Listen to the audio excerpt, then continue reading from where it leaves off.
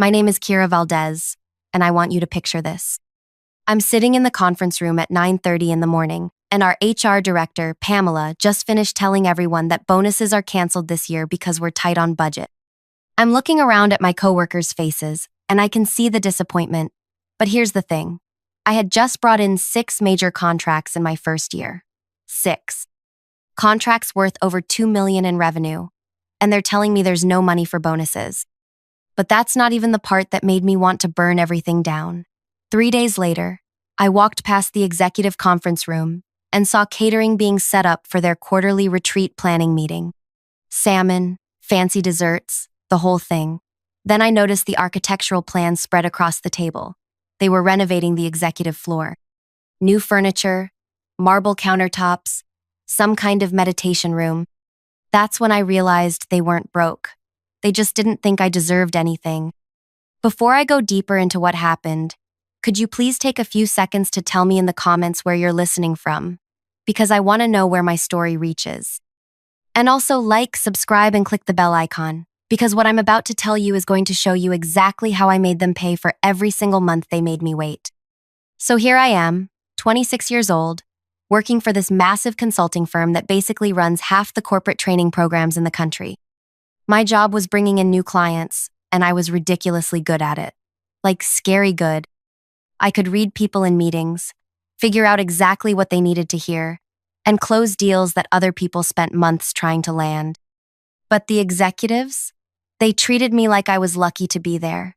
The CEO was this guy named Thornton Webb, who had this way of looking right through you when you talked. Like you weren't important enough to register in his brain. The CFO, Gwendolyn Parks, was even worse. She'd ask me to repeat myself constantly, like she couldn't be bothered to listen the first time. And the VP of sales, this woman named Cordelia Nash, would actually interrupt me mid-sentence to ask if I'd considered more traditional approaches. Traditional approaches, when I was outselling everyone else by 30%. So when they canceled bonuses, I didn't argue. I didn't complain. I just smiled and said I understood these were challenging times. And then I went home and started planning. See, most people would have looked for another job, maybe filed a complaint. But I realized something during those first few weeks after the bonus announcement. These people had made a huge mistake. They'd shown me exactly who they were, and they had no idea who I was. I started paying attention, real attention, not just to the work, but to them, how they moved through the office, what made them nervous, who they talked to, what they were afraid of. Thornton Webb, our CEO, had this habit of clearing his throat before he lied, and he lied constantly. About knowing details he didn't know, about being involved in decisions he'd never heard of, about understanding technical aspects of our programs that he couldn't explain if his life depended on it. He was terrified someone would figure out he was basically just a good-looking guy with an MBA who'd never actually done the work. Gwendolyn Parks, the CFO, was obsessed with being right about financial projections. She'd spend hours crafting these conservative estimates, and then when anyone suggested different numbers, she'd get this look on her face like they'd personally attacked her. She couldn't handle being wrong about money, especially not in front of other people. And Cordelia Nash? She was desperate to prove she was irreplaceable. She'd take credit for other people's ideas, volunteer for projects she couldn't handle, and constantly name-drop about her relationships with important clients. But here's what I noticed. Those client relationships were mostly her calling them once every few months to check in. She wasn't actually bringing in business anymore. For 8 months, I watched them. I learned their schedules, their insecurities, their weak spots. I started noticing things like how Thornton would panic if board members asked technical questions during presentations, how Gwendolyn would second-guess herself if anyone challenged her projections with industry data, how Cordelia would get defensive if anyone implied her role might not be essential. And while I was learning all of this, I kept doing my job, bringing in clients, exceeding targets, being the perfect employee who never complained about anything. But I was also doing something else. I was positioning myself. See, our company had this annual board presentation every September. It was the biggest deal of the year. The board would fly in from all over the country, and the executives would present the yearly performance, future projections, strategic initiatives, all of it. It was basically their chance to prove they deserved their jobs for another year. And I realized that was my opportunity. I started reaching out to board members months in advance. Not directly, obviously, but I'd make sure to be involved in client meetings when board members were visiting. I'd send detailed reports that would occasionally get forwarded up to them. I'd volunteer to help with research for presentations, which meant I got to see exactly what information the executives were planning to present. More importantly, I got to see what information they weren't planning to present. By July, I had a clear picture of what was going to happen in September. Thornton was going to present our yearly growth numbers, but he didn't actually understand how we'd achieved that growth. Gwendolyn was going to project conservative numbers for next year that were way below industry standards. And Cordelia was going to take credit for client retention numbers that were actually driven by customer service improvements she'd opposed. That's when I started planting seeds. I began having casual conversations with our biggest clients about industry trends they'd heard about, new approaches to corporate training, data they'd seen about what other companies were investing in. I wasn't telling them anything directly, but I was getting them curious about things our executives couldn't answer. I also started researching everything I could about our competitors, not just their basic information, but deep research. Their actual performance numbers, their new initiatives, their success rates with different types of programs, information that would make our conservative projections look completely out of touch. And here's the really clever part. I made sure board members knew I was the one doing this research, not by bragging or showing off, but by being helpful. When they'd ask questions during their visits, I'd have the exact information they needed. When they'd wonder about industry trends, I'd quietly send them articles. I became their go-to person for real information. By August, I could see it working. Board members were starting to ask more detailed questions during their calls with executives. Questions about technical aspects of our programs, about industry comparisons, about strategic planning that went beyond just maintaining what we already had. And the executives were starting to sweat. Thornton began staying late more often, trying to cram information he should have known all along. Gwendolyn started second-guessing her projections, asking for more and more data to support her conservative estimates. Cordelia began trying to insert herself into client meetings she'd never cared about before. But none of them realized what was happening. They just thought the board was being more demanding this year. Meanwhile, I was preparing for September like it was the most important performance of my life. Because it was. I had spent 8 months studying these people like they were lab specimens. I knew exactly what would make them panic, exactly what would expose their weaknesses, and exactly how to make sure I was standing right there when everything fell apart, ready to step in and fix what they couldn't. The week before the September presentation, I could feel the tension in the office. Thornton was snapping at people over tiny mistakes. Gwendolyn was working through lunch every day, frantically checking and rechecking numbers. Cordelia was sending emails at all hours, trying to gather last-minute client testimonials to strengthen her presentation. And I was calm. Completely, utterly calm. Because I knew something they didn't know. I knew that in 72 hours, their careers were going to implode, and there wouldn't be a single thing they could do to stop it. Not because I was going to sabotage them, but because I was going to help them sabotage themselves. The board presentation was scheduled for Thursday morning at 10 o'clock. By Friday afternoon, the entire executive structure of our company was going to be completely different. And on Monday morning, I was going to walk into the office as the new regional director, with a salary that was triple what I'd been making, plus the bonus they'd refused to give me, plus a year-end profit-sharing agreement that would set me up for life. But none of them saw it coming, not even a little bit. Thursday morning arrived like Christmas morning for me. I got to the office early, made sure I looked professional but not trying too hard, and positioned myself in the back of the boardroom where I could see everything unfold. The board members filed in at 9:30. 7 people who controlled the future of our company, and I'd spent months making sure they trusted my judgment more than they trusted our executives. Not because I'd told them to, but because I'd consistently given them better information than anyone else. Thornton started the presentation right on time. He looked confident, had his usual fake smile, began with the standard overview of our yearly performance. Everything seemed normal. Then board member Patricia Hoffman raised her hand. Thornton, before we go further, I'm curious about the technical methodology behind our highest performing client programs. Can you walk us through the specific frameworks that generated these results? I watched Thornton's face, and there it was, the throat clearing. He had no idea what frameworks we actually used because he'd never bothered to learn them. He started talking about innovative approaches and synergistic solutions, which meant absolutely nothing. Patricia looked confused. I'm sorry. Could you be more specific? Which particular assessment tools are we implementing? And how do they compare to industry standards? This was beautiful. See, Patricia had asked me about this exact topic 2 weeks earlier. I'd given her a detailed breakdown of our actual methodologies, showed her comparative data with our competitors, explained why our approach was working. She knew I understood this stuff inside and out. But Thornton? He was drowning. Well, Patricia, that's really more of an operational detail that my team handles. The important thing is the results we're seeing. Actually, interrupted board member David Chen, I'd like to understand those operational details. They seem crucial to evaluating whether our success is sustainable. Another question I'd prepared David for, without him realizing it. During his last visit, I'd casually mentioned some research I'd done about long-term sustainability in corporate training programs. I'd planted the seed that this was something worth asking about. Thornton looked like he wanted to disappear.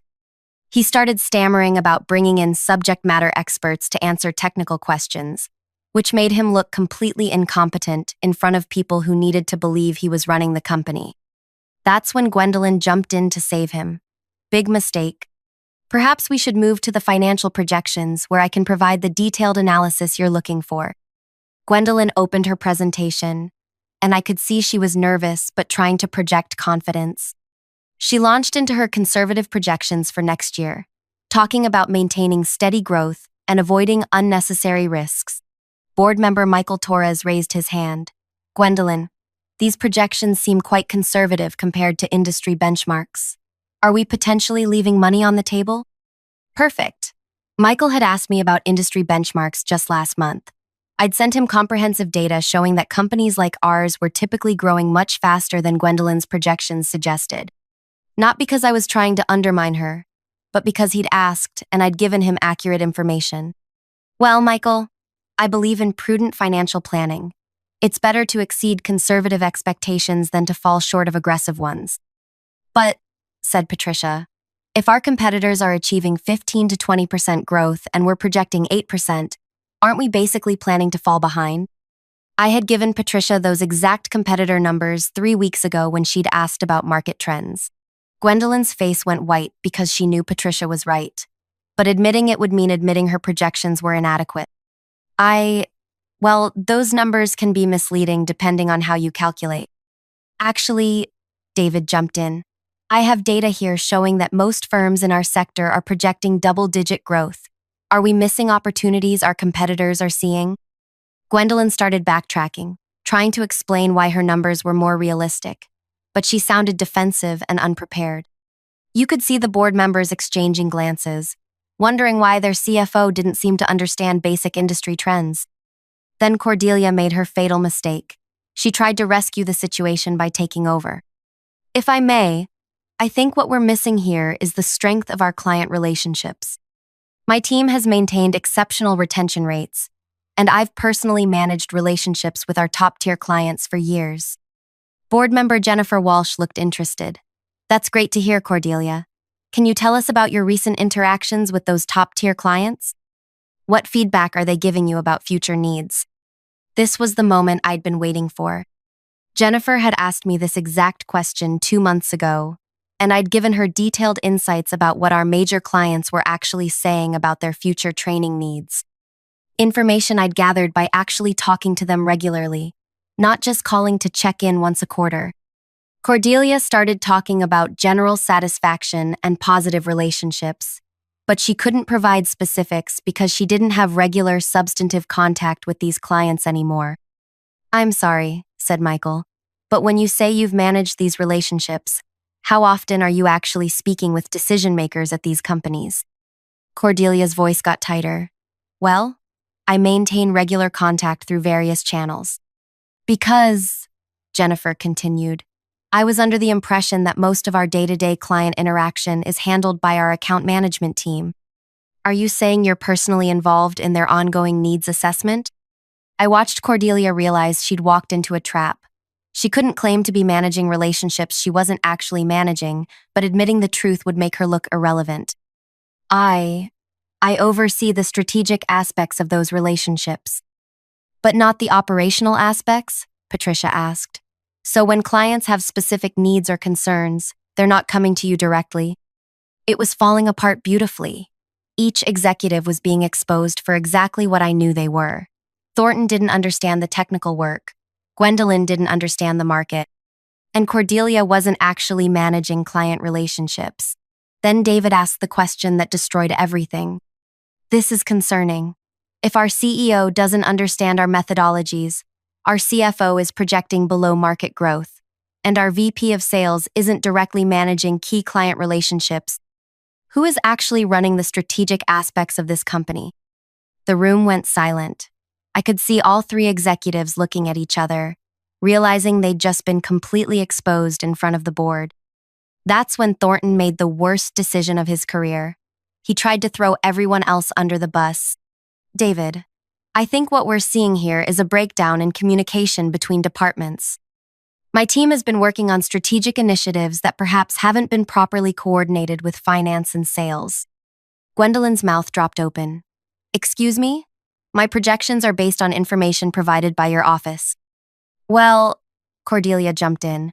Maybe if there was better communication about strategic initiatives, sales would be better positioned to speak to client relationships. And there it was.